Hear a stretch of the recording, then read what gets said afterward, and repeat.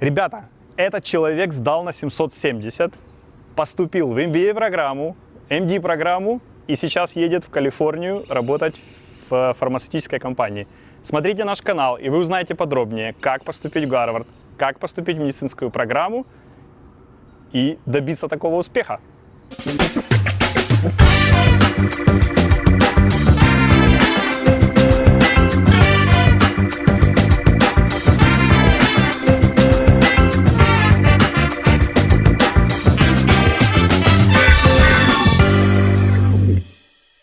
Хорошо. Мы немножко погуляли здесь по бизнес-школе. Остановимся, обсудим вот что. То есть вопрос трудоустройства после вообще MBA – это тема больная во многом, особенно после всех этих финансовых кризисов, потому что стоит это безумных денег. Сколько у тебя вся программа Joint стоила? Первая часть вопроса. Да, значит, по окончанию этой программы у меня долг составляет где-то $95 тысяч. Это обычно студенческий долг, там на лет 10-15, да? 10. Да. Это немножко меньше среднего после 5 лет обучения, но потому что как бы я жил на территории колледжа, как бы присматривал за студентами, все такое, то есть жилье давалось, но как бы да, долги большие, долги будут большие после MBA. Вопрос, который однозначно беспокоит тех, кто живет в Беларуси, особенно в Украине, в России, как international студенты получают финансирование на такую учебу, потому что, будем откровенны, 90 тысяч не каждый себе может, да, это много. Да. То есть 100% информации про финансирование для международных студентов я не знаю. Из твоего опыта общения с ребятами. Из моего опыта. Я знаю, что достаточно много кто, если можно, получает спонсорство от компаний. С одной стороны, это, конечно, очень хорошо, потому что потом гораздо меньше долги. С другой стороны, это немножко ограничивает возможности. Корпоративное рабство. Да, корпоративное рабство как минимум на 2 года, а потом еще семья, потом еще чего-то, и потом это просто продолжается и продолжается. А потом, мы же тебе помогали, как ты можешь уйти, да? Да. То есть это бывает. На самом деле у Гарварда, у бизнес-школы как бы есть достаточно денег и достаточно ресурсов для финансовой поддержки. Всего лишь 32 миллиарда эндаумент, если я не ошибаюсь. Да, это на весь университет. Как бы бизнес-школа, всего университета, понятно, денег здесь больше всего. Поэтому как бы офис финансовой поддержки делает все возможное, чтобы людям, у которых нет спонсорства, в Индии у меня я не брал спонсорство, потому что я хотел потом идти в ординатуру. Понятно, да. Руки развязаны. Да, хотел развязанные руки. По-моему, самая большая проблема – это не столько получить эти деньги, это потом их выплатить, эти долги, будь они там Гарварду или еще кому, их выплатить, при этом делая то, чем ты хочешь заниматься. То есть, где у людей были проблемы, это если они там приехали из России, из Аргентины, из Индии, еще откуда-то, и потом у них есть долги, но они хотят, скажем, заниматься стартапом. Или они хотят работать, там, не знаю, в какой-нибудь общественной организации, где-то. Тогда сложно. Non-profit. Да.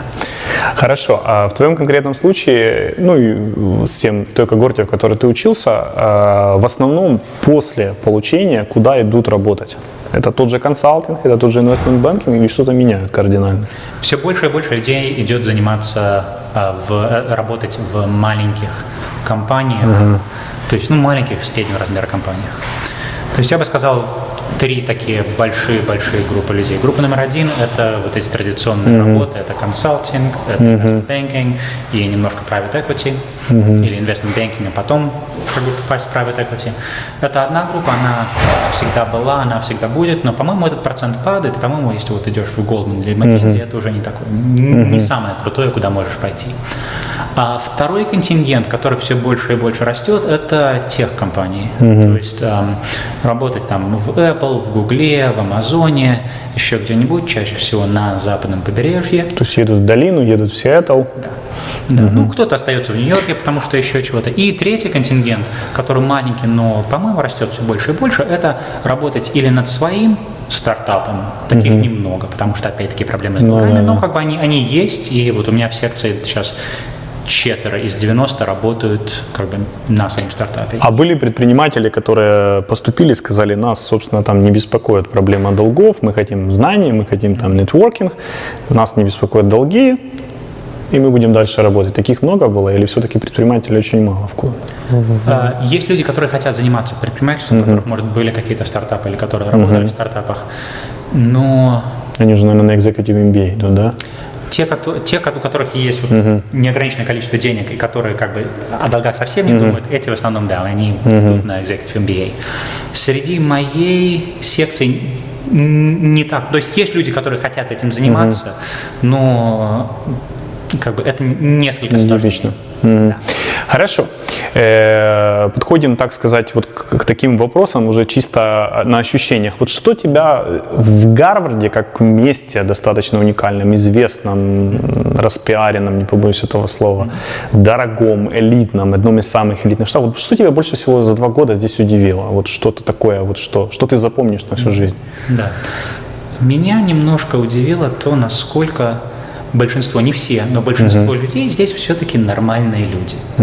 То есть, ну да, есть вот аура, и особенно сравнивая, там, не знаю, медвуз и бизнес-школу здесь, немножко боялся, что у всех будет, вот, значит, мы будем работать там в инвестмент-банке, будем делать деньги, у нас богатые отцы, и мы, значит, вот такая вот, там, третья third degree legacy, у нас отец и прадед все в Гарварде были. Такие люди есть. То есть они бывают, они встречаются, на них интересно посмотреть, но это не большинство.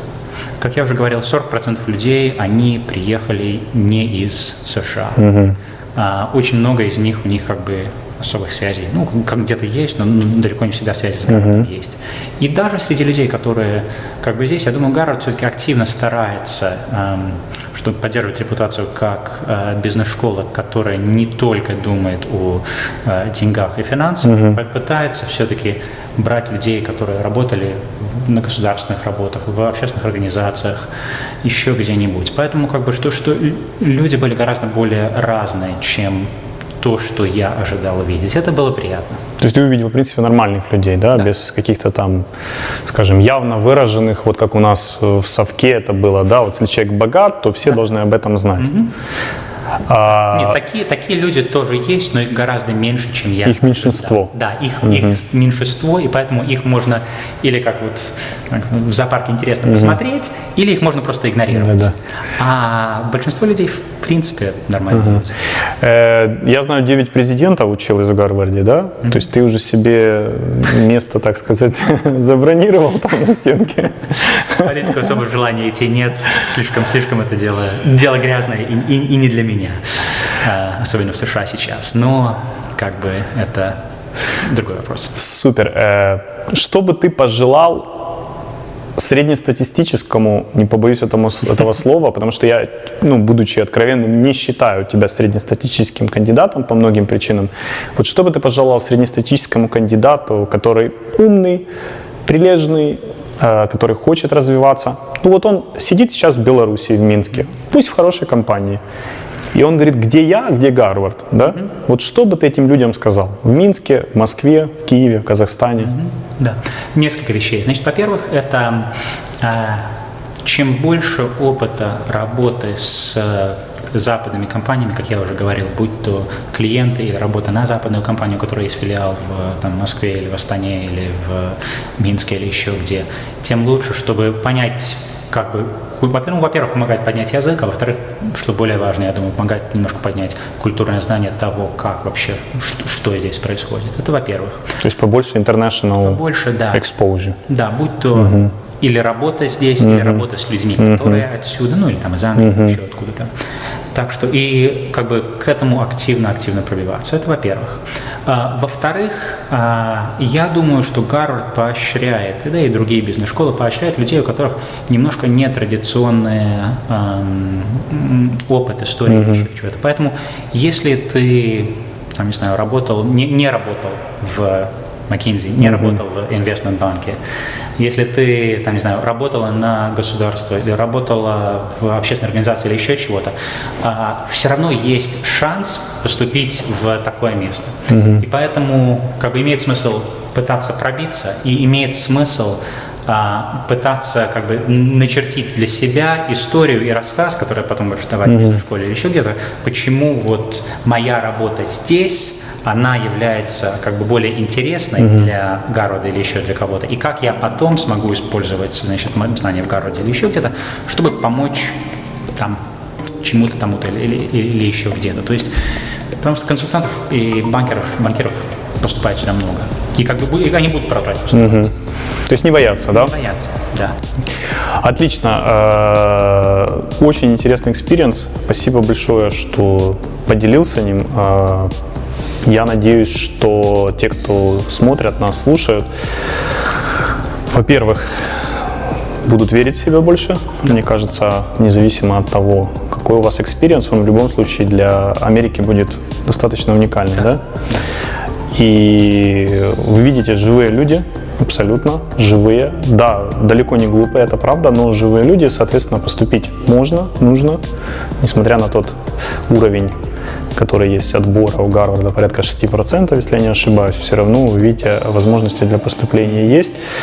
Тебе мы желаем хорошо осесть на новом месте, изобрести какую-нибудь вакцину от чего-нибудь. Вот. Ну, слушай, спасибо большое за уделенное время. Конечно, пожалуйста. Очень приятно. И удачи вам.